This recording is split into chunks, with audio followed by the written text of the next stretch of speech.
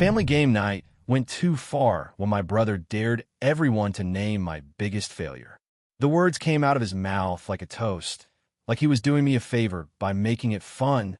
"Come on," Josh said, grinning so wide his cheeks dimpled, one hand resting on the stack of cards like he owned the table. "We're all adults. Let's be honest. Everyone go around and say what they think is her biggest failure." He tapped the table twice with his knuckle, tap tap, like he was starting a meeting. The living room was warm from the heater and crowded with bodies, and the scent of buttery popcorn and that cinnamon candle mom insists on lighting every winter hung in the air. I felt my stomach drop so hard it was almost dizzying. My fingers tightened around my mug until the ceramic edge bit into my skin. Across from me, my dad's eyebrows lifted with this amused expectation, like he couldn't wait to hear what people would pick. My mom's laugh bubbled up too quickly. That same laugh she uses when she wants to smooth the situation while also silently agreeing with whoever is being cruel. The game music from Josh's phone kept playing in the background, some upbeat playlist that suddenly sounded like mocking. I stared at the board between us, the little plastic pieces lined up like they were waiting for someone to knock them over, and I realized everyone was looking at me the way you look at a contestant on a show right before the elimination round. I tried to make my voice work. "No," I said, but it came out thin like a breath. I cleared my throat and tried again, louder, steadier. "No, that's not. Why would we do that?" Josh leaned back his chair like he'd expected resistance and already had a comeback prepared. "It's a dare," he said with a shrug. "You can't chicken out. That's literally the point." My cousin Kira made a little uncomfortable sound and looked down at her cards. My Aunt Tracy stared hard at her wine, like it had suddenly become fascinating. Dad actually chuckled, and said, "Don't be so sensitive. We're joking." Mom reached out and patted my forearm, a quick tap that felt less like comfort and more like a signal to behave. "Sweetheart, it's family," she murmured, still smiling. "We can say anything." My mouth went dry. I could feel heat climb my neck, that prickly flush that always comes right before I either cry or get angry, and I hated that my body still betrays me with visible reactions like I'm 12. Josh looked around the table, eyes bright, enjoying the moment like he'd just dealt a winning hand. "Okay," he said, voice loud and playful. "Dad, you go first." It was supposed to be one of those harmless nights where we pretend we're normal. It was a Tuesday, the kind that feels like a leftover day in the week. Nothing special, just cold outside and dark early. Mom had been pushing for a family game night for weeks because she loves the idea of us laughing together more than she loves the reality of who we actually are when we're together. She texted the group chat with 3 exclamation points and a photo of a board game I didn't even recognize. "No excuses. Family time." I almost didn't go. I'd had a long shift, and my head was already buzzing from trying to be polite at work all day, and I knew Josh would be there, and Josh always turns everything into a performance. But Mom had called me earlier with that careful tone she uses when she's trying to sound nice, but is actually laying a guilt trap. "It would mean a lot if you came," she said. "Your father misses you, and Josh is making an effort." Josh making an effort in my family usually means Josh is bored and wants an audience. I'm the older one by 18 months, which in our house meant I was the practice run, and Josh was the polished final product. Josh was the one who did everything in the right order. Good grades, university, job, apartment, girlfriend, engagement that's probably coming any minute. Josh is the one my dad introduces proudly to strangers. Josh is the one people ask about first. And me, well, I'm the one people lower their voice about. I'm the one they call going through a phase, even though I'm 30 and my life isn't a phase. I'm the one who had a messy few years, dropped out of my degree when I was 21, bounced between jobs, had a long relationship end in a way that made me feel like I'd been hollowed out, and then, more recently, got laid off from a job I actually liked. None of it is dramatic enough to be a movie, but it's enough for my family to keep a mental list of my mistakes like it's trivia. When I showed up at my parents' house that night, Mom hugged me too tight and said, "Look who decided to join us," like I was a guest star on a show. Dad clapped me on the shoulder and said, "Good to see you," but he didn't look me in the eyes. Josh was already sprawled on the couch, legs stretched out, flipping through a deck of cards with his smug little smile. "Hey," he said, like he was doing me a favor by acknowledging me.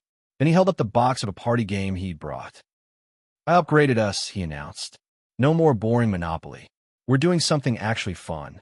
I should have known actually fun in Josh's language means someone's going to be the joke. The first half hour was fine in that stiff, performative way. We played a couple rounds, answered harmless prompts, laughed at my uncle's terrible puns. Josh kept pushing the edge, though. He always does this thing where he tests what he can get away with, like he's tapping on a fence to see which panels are loose. He asked my aunt if she'd had work done. He asked my cousin if she was still single by choice. He made a comment about my mom's control issues, and then winked like it was affectionate. Every time someone reacted, every time someone stiffened or rolled their eyes, Mom laughed harder to cover it. Dad told everyone to relax, and Josh smirked because the house rules are always the same. Josh can do whatever he wants as long as nobody says the word hurt. Then the card came up. Some dare card, bright colors, big playful font. Josh read it out loud, and I could feel the shift in him immediately, like he'd spotted a prize. "Oh," he said, drawing it out. He didn't even read what was written. He looked at me and said, "I got a better dare." And then he dropped it. The dare that turned me into a target. The dare that made my whole body go cold. When he said, "Dad, you go first," my dad didn't hesitate. That's what still stings when I replay it. Not that Josh said it. Josh says awful things all the time.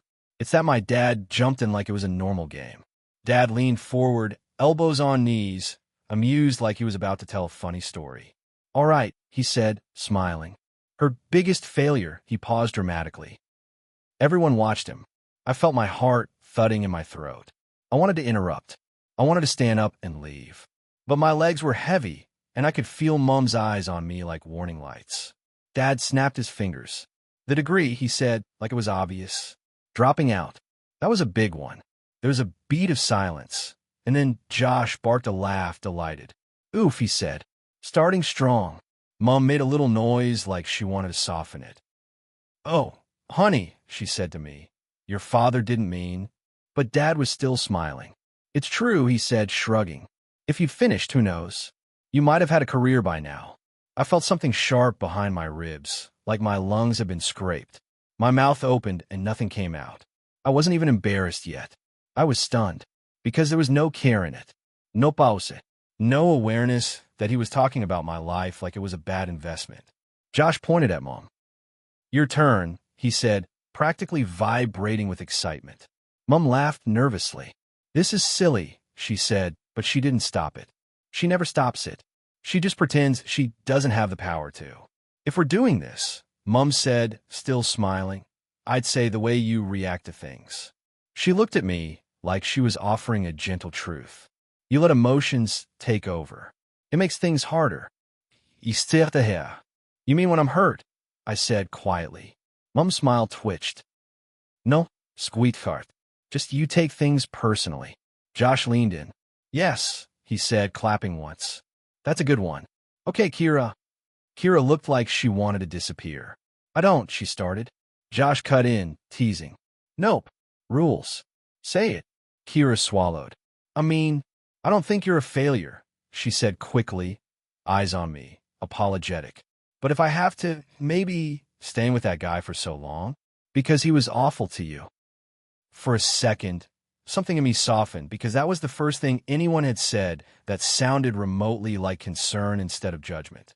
But Josh ruined it immediately by laughing and going, "Oh my God, yes, the boyfriend era." He looked at everyone. "Remember when she swore he was different?" My face burned. My ears rang. I could feel tears gathering, and I hated it because tears would make them feel right. Tears would prove Mom's emotional point. My Aunt Tracy went next, because Josh stared at her until she did. "Well," she said with a shrug, "I think it's the job stuff. Like not sticking with one thing. It looks unstable." She said unstable like she was describing the weather. Josh slapped the table. "Boom," he said. "That's what I'm talking about. Honesty." And then, because he's Josh, he turned it into a scoreboard. "Okay, my turn," he said, grin wicked. Her biggest failure is thinking she's the victim of everything. He looked directly at me, eyes glittering, like the world is out to get you, when really you just don't try as hard as everyone else. Something in me went very quiet. It wasn't like a dramatic snap. It was like the sound in the room got muffled, like someone had put cotton in my ears. I could see Josh's mouth still moving, still smiling, but his words hit differently now, less like a sting and more like confirmation of something I'd been pretending wasn't true. They don't see me as a person they love. They see me as a lesson, a warning, an example of what not to do. I set my mug down carefully on the coffee table because my hand was shaking. The mug made a small clink that somehow sounded loud. I stood up. My knees felt weak, but my voice came out steady. "Okay," I said. Josh blinked. "Okay," he repeated, like he didn't understand. "I'm done," I said, and my own calm surprised me. "This isn't a game. This is you all taking turns insulting me while calling it honesty." Dad's smile faded. "Don't be dramatic," he said immediately, like it was a reflex. Mom's eyes widened. "Sweetheart, sit down," she said quickly. "You're making it weird." Josh laughed, but it was sharper now. "See," he said, looking around triumphantly. "This is what I mean. She can't handle anything." I felt my throat tighten. I forced myself to breathe through my nose. "You dared everyone to name my biggest failure," I said, staring at him. "And you're surprised I'm upset?" "It's a joke," Dad said, voice rising slightly. "We're having fun." "Fun for who?" I asked. Mom reached for my hand like she could physically pull me back into compliance. "You know your brother doesn't mean it," she said softly. I looked at her hand hovering, and I didn't take it. "He meant it," I said. "You all meant it. You've been meaning it for years." The room went quiet in that uncomfortable way where you can hear the fridge humming in the kitchen. Even the playlist felt too loud suddenly, the cheerful beat completely wrong. Josh's expression hardened. The grin slipped into something colder. "Okay," he said, voice still casual but with an edge. "So what? You want us to lie? You want us to pretend you didn't mess up? That's your problem. You can't hear the truth without turning it into a tragedy." I felt my eyes sting. I blinked hard. "The truth is I've been trying," I said, and my voice shook despite myself. "I've been trying this whole time. You don't care unless it looks good from the outside." Dad stood up too, like he needed height to regain control. "You're not going to do this here," he warned. "There," I said quietly. That's the whole thing. I'm not allowed to do anything here. I'm not allowed to feel anything here. I'm just supposed to show up and take it." Mom's voice went tight. "We invited you," she said, like I should be grateful. "You invited me, so you could what?" I asked, incredulous. "Remind yourselves you're doing better than me." Josh scoffed. "Nobody thinks about you that much," he said, and that was such a cruel, casual line it almost knocked the air out of me. Like my pain wasn't even worth intention. Like I was background noise. My cousin Kira looked like she might cry. "Josh, stop," she whispered. Josh rolled his eyes. "Oh, here we go," he muttered. Now it's all about feelings. I looked at Kira, at the apology on her face, and then at my dad, and then at my mom, and I realized something. Nobody was going to save me here. Not this time. Not ever. If I wanted it to stop, I had to stop being available for it. "I'm leaving," I said. Mom's eyes flashed with panic. "Don't," she hissed. "Not like this." "Like what?" I asked. With dignity? Dad's jaw clenched. "If you walk out, don't expect us to keep chasing you," he said, and it was meant to scare me, to pull me back. It worked when I was younger. It worked when I still believed their love was something I had to earn. I nodded slowly. "Okay," I said. That made him pause. He looked like he'd expected me to plead. Josh laughed again, but it sounded strained. "Go then," he said, waving a hand. "Storm out. Prove my point." I picked up my coat from the chair. My fingers fumbled with the sleeve because my hands were trembling so hard. My mouth tasted metallic.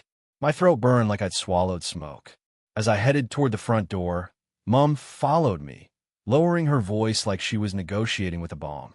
"Sweetheart," she whispered, "please. We can talk about this later." "You always say later," I said without turning around. "Later never comes." Dad called after me, voice sharp. You're going to regret this. I paused with my hand on the doorknob. I felt the cold metal under my palm. I turned back just enough to see them. Mom wringing her hands, Dad rigid with anger, Josh smug and defensive all at once. Maybe, I said, but I regret staying for years more. Then I walked out into the night air. It hit my face cold and clean, and I sucked in a breath so deep it hurt. My body felt like it was buzzing, like all the adrenaline had nowhere to go now. My car was parked under the streetlight, and the world outside my parents' living room felt strangely quiet. No laughter, no playlist, no forced cheer. I sat in my car for a full minute without starting it. My hand shook on the steering wheel. Tears came then, hot and silent, spilling down my cheeks and dripping onto my dress. I pressed my forehead against the wheel and let myself cry the way I hadn't in that living room, because crying there would have been ammunition. My phone buzzed almost immediately. Mom, please come back. Then, a minute later, your father is furious. Then, you embarrassed us. There it was. Are you okay? Not that went too far. Just, you embarrassed us. I drove home. The next morning, I woke up with that weird emotional hangover, dry eyes, heavy head, the sensation of having been scraped out from the inside. My body ached like I'd done something physical. I checked my phone. Josh had sent a message in the family chat at 1:12 a.m. She left because she can't take a joke. Same as always. Dad reacted with a thumbs up. Mom sent a sad face emoji and then nothing else. I stared at the screen, thumb hovering. The urge to explain surged up. Years of training telling me to fix it, to smooth it, to apologize for having feelings. I could already hear Mom's voice. Just keep the peace. I could already hear Dad. Don't start. I could already hear Josh laughing. Too sensitive. I put the phone down. Later that day, Kira texted me privately. I'm so sorry. I should have shut it down. Are you okay? I stared at that message for a long time because it was the first time anyone had asked me that without making it sound like an accusation. My fingers hovered over the keyboard, and for once I didn't know how to answer. Because okay isn't one thing. Okay is layers. Okay is grief and relief and rage and shame and this tiny, shaky pride that I didn't stay. I'm not okay, I typed, then deleted it, then typed again. I'm hurt, but I'm glad I left. That felt truer, so I sent it. Kira replied almost instantly, you didn't deserve that. He does it because everyone lets him. It's not you. I wanted to believe her. I also knew everyone lets him include my parents, which means it is, in some way, me too, because I kept showing up. I kept giving them access to me. 2 days after game night, my dad came to my apartment unannounced. He stood in the hallway outside my door like he was delivering a verdict. I opened the door and immediately felt 12 years old again, stomach tight, bracing. He didn't come in. He just said, your mother's been crying. I stared at him. Did you come to ask if I'm okay? I asked. He frowned like that hadn't occurred to him. You took it too far, he said. I laughed once, short and bitter. I took it too far, I repeated. By leaving. Dad's face hardened. By making a scene, he said. There was no scene, I said, voice calm but shaking at the edges. I didn't scream. I didn't throw anything. I left because you all were taking turns listing my failures like it was entertainment. Dad's eyes flicked away, just for a second, like a person who knows something is wrong but doesn't want to look at it directly. Josh was joking, he said again, the family spell. No, I said. Josh was enjoying it. And you were too. Dad's jaw tightened. I was not, he snapped. You went first, I said softly. You volunteered my degree like it was a punchline. Dad's mouth opened. Closed. His throat bobbed. You could have handled it better, he said finally. I felt something settle in my chest, heavy and clear. This is why I'm done, I said. Dad blinked. Done with what? With being the family's release valve, I said. With being the one you poke when you want to feel better about yourselves. Dad's face flushed. That's ridiculous. I shook my head. You're standing in my hallway because Mom's crying about being embarrassed, I said. Not because I was hurt. That's not ridiculous. That's real. Dad stared at me for a long second. The anger in him flickered, and something else showed, confusion, maybe, or discomfort. What do you want? He asked, like he genuinely didn't know. I took a slow breath. I want basic respect, I said. I want you to stop letting Josh turn me into a joke. I want you to stop calling me sensitive when I react to cruelty. And if you can't do that, I swallowed, feeling the word scrape. Then I want distance. Dad's eyes narrowed. So you're threatening us now? He said. I almost smiled at how predictable that was. Boundaries become threats in families like mine. I'm not threatening you, I said. I'm telling you what I need to stay in your life. Dad's shoulders slumped slightly, like he'd run out of steam. He looked tired, and for a second I felt that old pull of guilt, the instinct to comfort him, to make it easier. But then I remembered the table, the laughter, the dare, the way my hands shook around that mug while my family took turns cutting pieces off me. Dad exhaled. Your brother feels attacked, he said, as if that mattered more. I stared at him. Of course he does, I said. He got called out for once. Dad's face tightened again. You've always had to be the difficult one, he muttered, and there was the label, the script, the role. I stepped back slightly, hand on the doorframe. I'm not difficult, I said quietly. I'm just not willing to be your punching bag anymore. Dad looked like he wanted to argue, but he didn't. He just nodded once, stiffly, like he was filing it away as another one of my phases. Then he turned and walked down the hallway. After he left, I closed my door and leaned my forehead against it. My whole body felt shaky again. I slid down to the floor and sat there, breathing, trying to calm my nervous system like my therapist always tells me to do. Feel your feet, feel the floor, come back to your body. But my body felt like it was still back at that table, hearing biggest failure over and over. That week, I muted the family group chat. I didn't announce it. I didn't make a dramatic declaration. I just stopped giving them instant access to me. When Mom called, I let it go to voicemail. When she texted, I waited hours before responding, and when I did, I kept it short. Neutral. Safe. It felt weird, like walking without a limp you've had for years. Unfamiliar, but also lighter. Kira came over one evening with takeaway noodles, and we sat on my couch and watched a stupid reality show. Halfway through, she paused the TV and said, "Can I ask something? And you don't have to answer if it's too much." I looked at her, wary. "Okay," I said. She swallowed. "Do they always do that to you?" she asked quietly. My throat tightened. I stared at the paused screen, the frozen, smiling faces of strangers, and I realized I'd spent so long normalizing my family's behavior that hearing it questioned felt like stepping into bright light. "Yeah," I whispered. "Always. Just not always this obvious." Kira's eyes filled with tears. "That's horrible," she said. "And I'm sorry I laugh sometimes. I didn't realize." I nodded slowly. "That's the thing," I said, voice low. "You don't realize until you're the one sitting there." Kira reached over and squeezed my hand. "You're not a failure," she said firmly.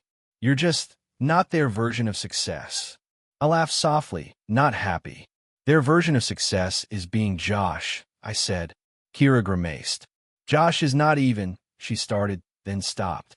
She hesitated, then said carefully, "He's not as happy as he pretends." I looked at her. "What do you mean?" Kira chewed her lip.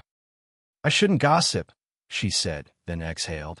"But he's been struggling at work. He's terrified of messing up. He's in debt from trying to keep up appearances. He's angry all the time under the jokes." I stared at her, feeling that weird mix of validation and sadness again. Of course. Of course he's like that. Of course the person who needs an audience also needs a scapegoat. It doesn't excuse it, I said. No. Kira agreed immediately. It doesn't. After she left, I lay in bed and thought about the word failure. How easily it rolled off my dad's tongue. How my mom used emotional like it was a flaw. How Josh's grin sharpened when he felt power. And I realized something else, something small but important. I've been carrying their definitions like they're facts. Like my life is a list of wrong turns. But my failures are also the things I survived. Dropping out wasn't a punchline. It was me drowning and choosing not to die. Losing jobs wasn't laziness. It was life doing what life does. Staying with someone too long wasn't stupidity. It was a person who wanted love so badly she ignored the warning signs. And maybe those things aren't pretty, but they're mine. They're not entertainment. A month later, my mom invited me, very carefully, to lunch. She picked a cafe in public, which is her favorite tactic because it forces you to behave. She wore her nice coat and her reasonable face. We sat across from each other with coffees we barely drank. She started with, "I just want us to move forward." I looked at her. "Move forward how?" I asked. She sighed dramatically. "Without you holding grudges," she said. I felt my jaw tighten. "It's not a grudge," I said. "It's a boundary." Mom's lips pressed together. "You always have to use these therapy words," she muttered. I took a slow breath. "Mom," I said, keeping my voice steady, "Josh dared everyone to name my biggest failure." Dad went first. You joined in. That's not a misunderstanding. That's not a joke. That's cruelty. Mom's eyes flashed defensive. "We didn't mean it," she said quickly. "You just—" "Stop," I said, and the firmness in my own voice surprised me. Mom froze. I leaned forward slightly. "If you want me in your life," I said, "you don't get to humiliate me and then call me sensitive for reacting." Mom's mouth opened, then closed. She looked shaken, like she didn't expect me to say it so plainly. Finally, she said, quieter, "Your father thinks you hate us." "Esther de hair." "I don't hate you," I said. "I hate what you allow." Mom's eyes filled briefly, and for a second I saw something softer in her, maybe guilt, maybe fear. Then it hardened again because softness doesn't last long in my family. "So what do you want?" she asked, voice tight. I swallowed. "I want an apology," I said. "A real one. Not sorry you feel that way. And I want Josh to stop. And I want you to stop protecting him by sacrificing me." Mom stared at her coffee. Her fingers worried the cardboard sleeve. "I'll talk to him," she said finally, like she was conceding something painful. "Okay," I said, and I meant it. Not because I trusted it completely, but because it was a start. Josh never apologized. Not properly. He sent me a meme a week later about being too soft, and I didn't respond. Then he tried a different angle. He messaged, "You coming to Dad's birthday?" Don't be weird. I left it on read. On Dad's birthday, I went early to see him alone. I brought a small cake from a bakery he likes. We sat at the kitchen table with 2 forks, no audience, no laugh track. He looked tired, older. "I didn't handle that night right," he said quietly, not looking at me. My throat tightened. I nodded once. "No," I said. He cleared his throat. "I'm sorry," he said, and it came out rough, like the words hurt his mouth. I stared at him, and it was strange. How 3 syllables could feel like both nothing and everything. "I needed you," I said softly. "Not the version of you that worries about peace. The version of you that's my dad." Dad nodded slowly, eyes fixed on the table. "I know," he said. "It wasn't a magical fix. My family didn't suddenly become gentle. Josh didn't suddenly become kind. Mom didn't suddenly stop caring about what people think. But something shifted after game night, and it wasn't them. It was me. I stopped volunteering my throat for their knives. I stopped attending events where the price of entry was humiliation. I started choosing smaller, safer connections. Coffee with Kira, visits with my dad one-on-one, phone calls with my aunt when she's not around Josh. And when my mom tried to guilt me with family is everything, I finally said the truth out loud. Family isn't supposed to feel like a performance where I'm the punchline. Sometimes I still hear Josh's dare in my head, like an echo. Name her biggest failure. And sometimes in my worst moments, I still answer it the way they taught me to me. But more and more, I'm learning a different answer. My biggest failure wasn't dropping out. It wasn't losing a job. It wasn't choosing the wrong person. My biggest failure was believing, for too long, that love meant letting people hurt you and calling it a joke.